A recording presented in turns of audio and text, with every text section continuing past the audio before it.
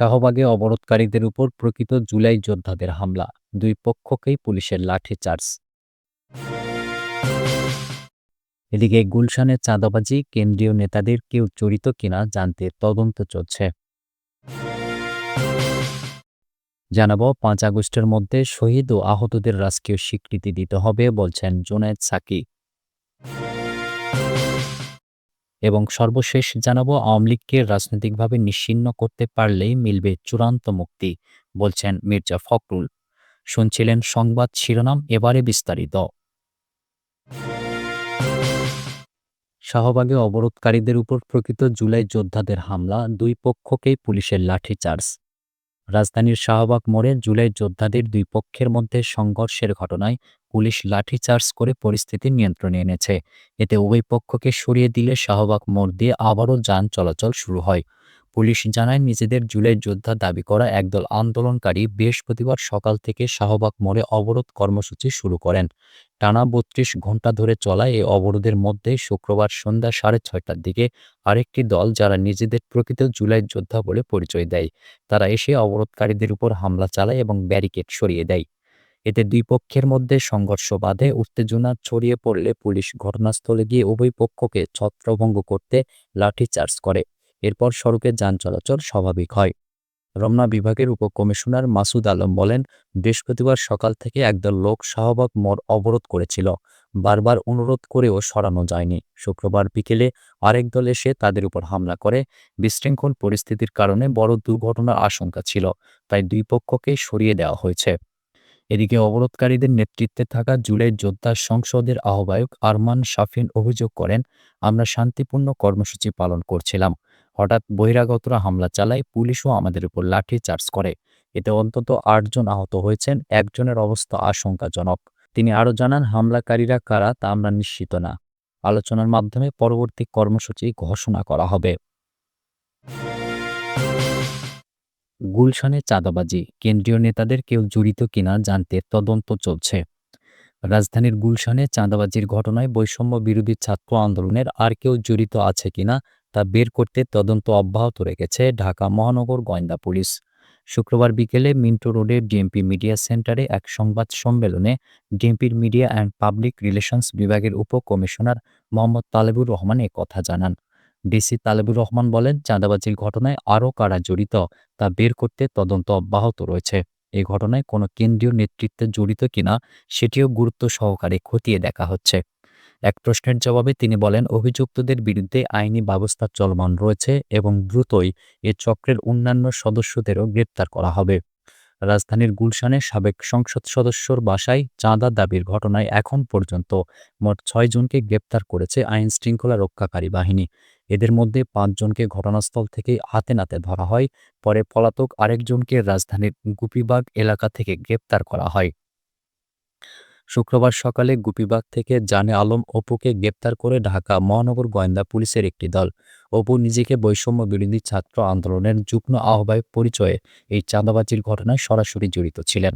ডিবির একটি সূত্র জানায়, তথ্য প্রযুক্তির সহায়তায় জানে আলম অপুকে শনাক্ত করা হয়। তিনি একাধিকবার অবস্থান পরিবর্তন করেছিলেন, তবে অবশেষে গুপিবাগ থেকে তাকে গ্রেপ্তার করা হয়। এর আগে গত 17 জুলাই সকাল 10টার দিকে জানে আলম অপু ও আব্দুর রাজ্জাক রিয়াদ গুলশানে সাবেক এমপির বাসায় গিয়ে নিজেদের বৈষম্য বিরোধী ছাত্র আন্দোলনের সমন্বয় পরিচয় দেন। তারা দাবি করেন, ওই বাসায় অনিয়ম হয়েছে এবং তা প্রকাশ না করার শর্তে 50 লাখ টাকা চাঁদা দাবি করেন। সেদিনই জোরপূর্বক 10 লাখ টাকা আদায় করা হয়।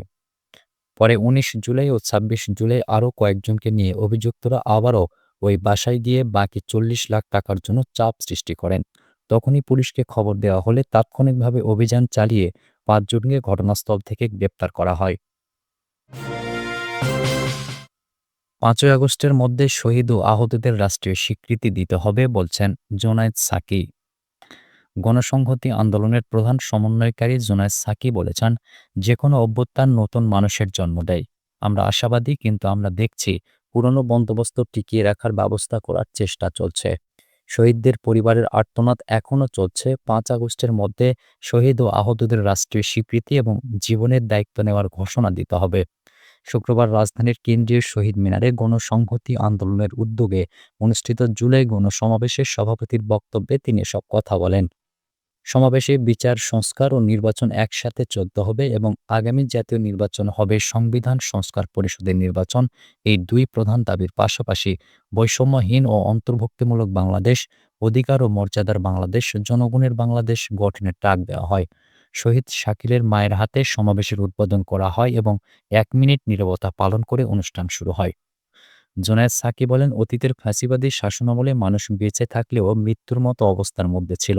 আবু সাইদ তা মেনে নেননি এবং জীবন দিয়ে প্রতিবাদ জানিয়েছিলেন।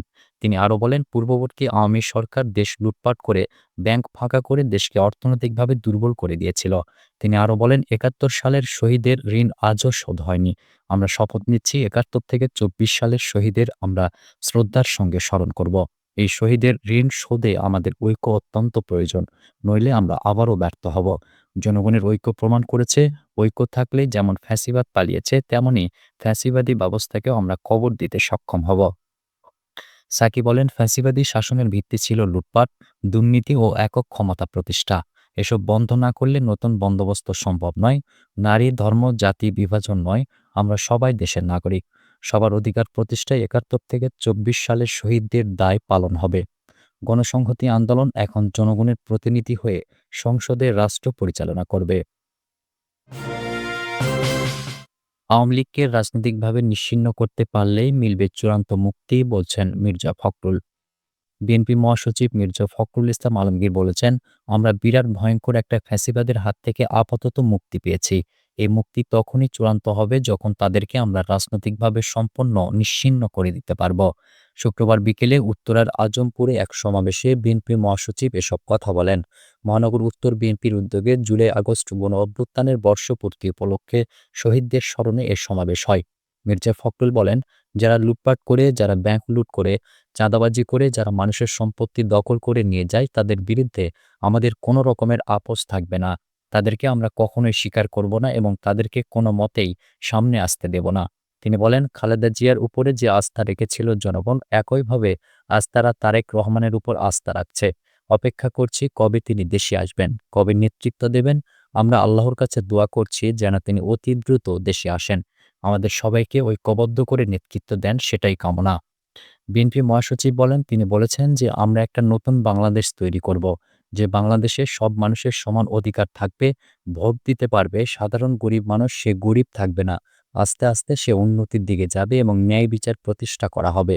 আগামীতে তারেক রহমান নতুন বাংলাদেশ গড়তে প্রান্তিক মানুষের জন্য ফার্মার্স কার্ড, স্বাস্থ্য কার্ড, ফ্যামিলি কার্ড ইত্যাদি যেসব পরিকল্পনা নিয়েছেন তার কথাও উল্লেখ করেন মির্জা ফখরুল ইসলাম আলমগীর।